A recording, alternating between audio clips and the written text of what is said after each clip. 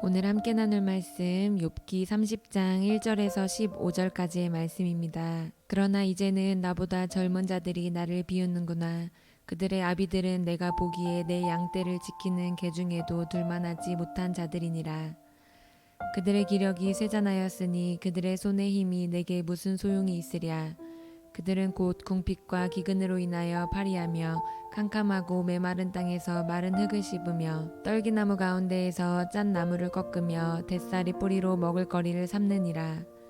무리가 그들에게 소리를 지르므로 도둑같이 사람들 가운데에서 쫓겨나서 침침한 골짜기와 흙 구덩이와 바위굴에서 살며 떨기나무 가운데에서 부르짖으며 가시나무 아래에 모여있느니라. 그들은 본래 미련한 자의 자식이요 이름 없는 자들의 자식으로서 고토에서 쫓겨난 자들이니라. 이제는 그들이 나를 노래로 조롱하며 내가 그들의 놀림거리가 되었으며 그들이 나를 미워하여 멀리하고 서슴지 않고 내 얼굴에 침을 뱉는도다. 이는 하나님이 내 활시위를 늘어지게 하시고 나를 공고하게 하심으로 무리가 내 앞에서 굴레를 벗었음이니라. 그들이 내 오른쪽에서 일어나 내 발에 덫을 놓으며 나를 대적하여 길을 에워싸며 그들이 내 길을 헐고 내 재앙을 재촉하는데도 도울 자가 없구나. 그들은 성을 파괴하고 그 파괴한 가운데로 몰려드는 것 같이 내게로 달려드니 순식간에 공포가 나를 에워싸고 그들이 내 품위를 바람같이 날려버리니 나의 구원은 구름같이 지나가 버렸구나. 아멘. 어제 본문 욥기 29장은요. 욥이 자신의 행복했던 지난 날을 한동안 깊은 향수에 젖어 생각하던 회상하던 내용을 다뤘습니다. 왜냐하면 현재 너무 괴롭고 힘든 현실의 순간에 다시 하나님을 만나 그때로 돌아가고 싶은 바람이 너무 컸기 때문에 이전에 재앙을 당하기 전에 자기가 어떤 삶을 살았고 어떤 인생이었는지 묘사하고 젖어있는 장면을 나눴습니다. 그러나 오늘 본문은요. 다시 암담한 현실로 복귀하여 자기 신세를 한탄하는 내용을 다루고 있습니다. 지금 현재 욥을 가장 힘들게 하는 것이 무엇일까? 우리가 아는 것처럼 그는 전 재산을 다 잃었고요. 사랑하는 10명의 모든 자식도 다 잃었고 유일하게 하나 남았던 그의 건강마저 잃은 상태입니다. 이 모든 것들이 사실 욥을 너무 아프고 힘들게 했지만 지금 현재 아마 그를 가장 힘들게 하는 것은 사람들의 멸시와 조롱일 겁니다. 욥은 29장을 통해서 지난 날을 회상하면서 자신이 어떤 사람이었는지 밝혔었는데요. 하나님께 엄청난 축복을 받았던 자, 그리고 그 축복을 혼자 누리는 것이 아니라 주변에 있는 모든 사람들에게 흘러주는 사람이었어요. 가난한 사람, 약한 사람들을 보면 그냥 보내지 않고 늘 그들에게 물질을 채워줬고 슬픔에 있는 자들을 그냥 두지 않고 늘 그들을 위로하고 그들에게 소망을 주었던 자가 바로 욥이었습니다. 지혜가 필요한 자들에게 지혜를 주고 또 정의와 공의를 행사했던 사람이 욥이었어요. 그래서 모든 사람들이 욥을 너무 사랑했고 존경했고 축복했고 그를 가장 으뜸이 되는 높은 자리에 세웠다고 29장에 자신이 본인의 입으로 고백하는 것을 살펴보았습니다. 그렇게 으뜸이 가던 자였는데 가장 훌륭했던 자였다라고 일컬었던 자기가 지금 가장 낮은 자리에서 멸시와 조롱을 당하고 있는 거예요. 지금 가장 힘들고 아픈 순간을 본인이 겪었는데 사람들이 완전히 그에게 등을 돌리고 그를 지금 저주하고 조롱하고 있는 상황에 처하는 것이죠. 더 가슴이 아픈 것은 무엇이었냐면요. 자신을 이렇게 비난하고 조롱하는 대부분의 사람들이 다 욥이 전에 위로하고 소망을 주고 도왔던 사람들이었다라는 거예요. 심지어 어떤 사람까지 욥을 비난하고 있냐? 사회에서 가장 비천한 자들, 아예 사람으로 취급받지도 못하던 자들마저도 욥을 지금 비방하고 있는 상황인 거예요. 오늘 1절 말씀 이렇게 기록되어 있습니다. 그러나 이제는 나보다 젊은 자들이 나를 비웃는구나. 그들의 아비들은 내가 보기에 내 양떼를 지키는 개 중에도 둘만하지 못한 자들이더라. 여러분, 개가 의미하는 것은 당시에 가장 비천한 것, 그러니까 상종 못할 사람, 죄인, 가장 낮은 자, 그런 사람을 비하하는 데 사용했던 동물이 바로 개였어요. 근데 욥이 오늘 뭐라 그러냐면요, 지금 나를 비방하고 있는 자들을 보니 내 개들 중에도 두기에도 아까운 자들, 그러니까 사회에서 가장 천하고 하찮은 자들로 여겨졌던 그들이 지금 나를 비방하고 있다라고 말하는 거예요. 3절 4절을 보면요, 욥을 비방하는 그들이 얼마나 볼품없고 게다가 가난한 자였는지 묘사해 줍니다. 3절 4절입니다. 그들은 곧 궁핍과 기근으로 인하여 파리하며 캄캄하고 메마른 땅에서 마른 흙을 씹으며 떨기나무 가운데서 짠나무를 꺾으며 뱃살이 뿌리로 먹을거리를 삼느니라. 정말 사회에서 가장 낮은 축에도 속하지 못하는 그들마저도 욥을 비방하고 조롱하고 있는 상황입니다. 연이어서 그들이 어떤 자들이었는지 더 묘사해 주는데요, 5절을 보면 알 수 있지만 아예 사회에서 취급받지 못해서 쫓겨난 자들이 바로 그들이라는 거예요. 6절 7절을 보면요, 집이 없어서 골짜기, 구덩이, 바위굴에서 살고 있고요, 심지어 가시나무 아래 모여 사는 사람들이라는 거예요. 그러니까 거지 중에서도 산거지 같은 사람들이 지금 욥을 비방하고 조롱하고 있는 상황인 거예요. 어느 정도까지 욥을 비방하냐? 우리 9절 10절 말씀 이렇게 기록되어 있습니다. 이제는 그들이 나를 노래로 조롱하며 내가 그들의 놀림거리가 되었으며 그들이 나를 미워하며 멀리하고 서슴지 않고 내 얼굴에 침을 뱉는도다. 심지어 사람을 모욕하는 행위 중에 가장 나쁜 행위, 얼굴에 침을 뱉는 행위도 서슴지 않을 정도로 지금 모든 사람들이 다 욥을 비방하고 조롱하고 있다라는 거예요. 이렇게 욥은요, 누군가를 비난할 힘도 없는 사회에서 버림받고 약한 자들마저도 욥을 지금 노래로 비방하는 상황에 이르렀다라고 한탄하고 있는 거예요. 그리고 이내 하나님을 향해 원망의 눈초리를 들기 시작합니다. 우리 11절 말씀입니다. 이는 하나님이 내 활시위를 늘어지게 하시고 나를 공고하게 하심으로 무리가 내 앞에서 굴레를 벗었음이니라. 왜 하나님을 향한 원망의 눈초리를 들었냐 하면요, 하나님이 지금 욥에게 재앙을 내리시고 욥의 모든 권력과 위상을 빼으셨기 때문에 이런 조롱과 멸시를 당하고 있다고 생각했기 때문이에요. 오늘 말씀을 보면요, 활시위를 늘어지게 했다라는 표현은요, 힘과 권력 모든 것들을 빼앗고 무기력하게 만들었다는 뜻이에요.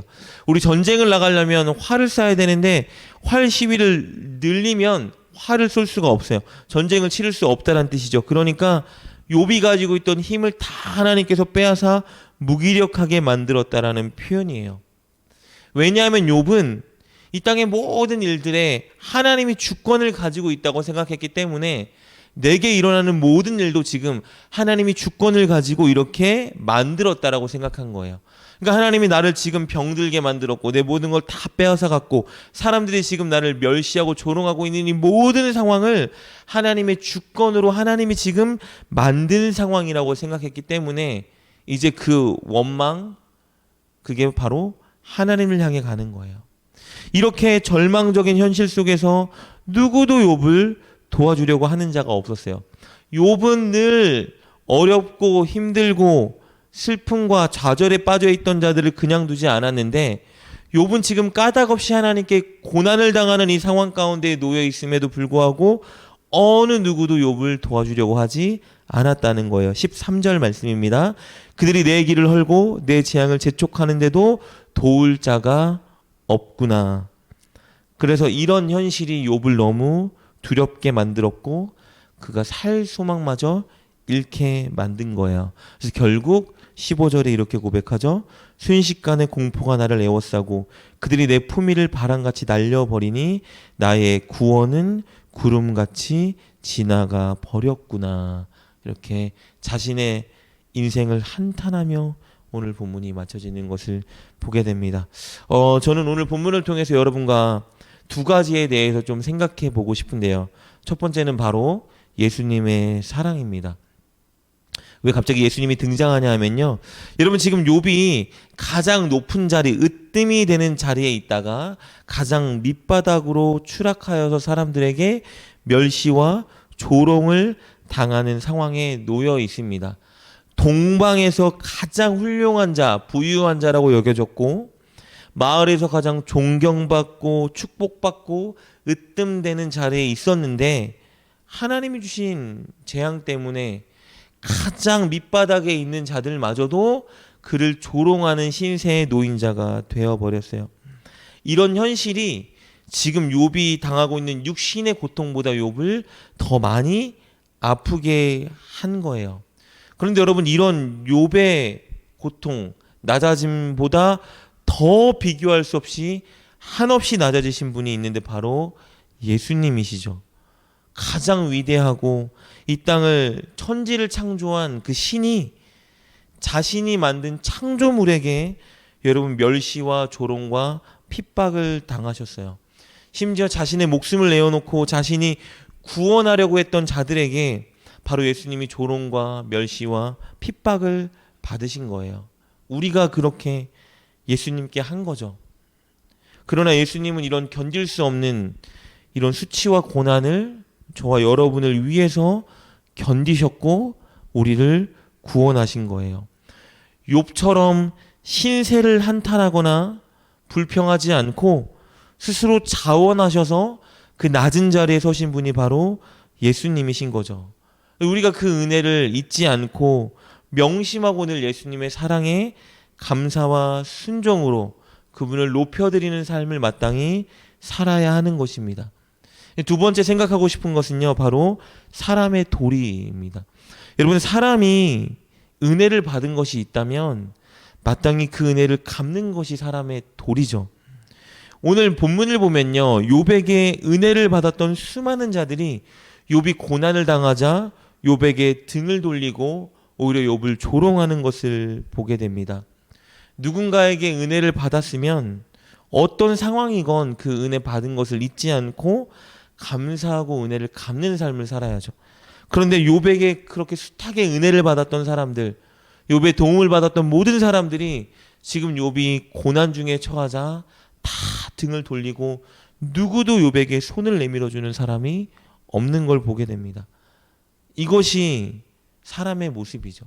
참 안타까운 것은요, 학교에서 목회학, 교회론 이런 것을 배우면 교수님들이 우스갯소리로 이런 말을 해요.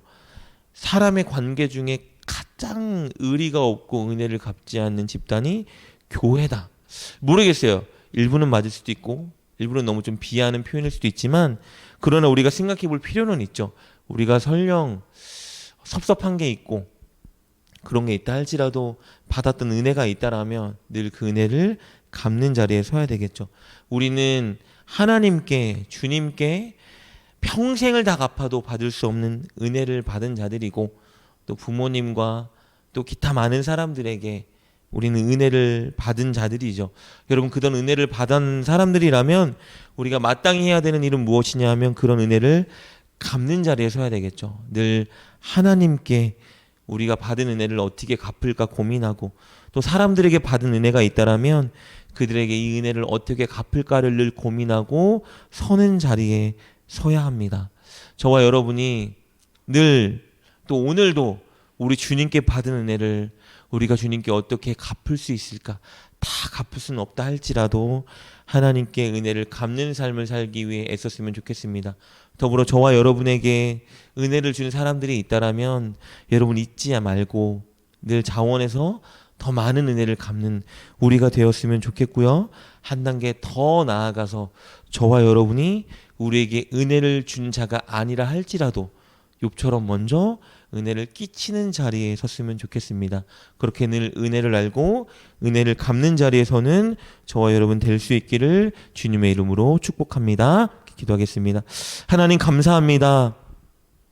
자격도 없는 우리에게 다 갚을 수 없는 한량없는 은혜를 부어주시니 너무나 감사합니다.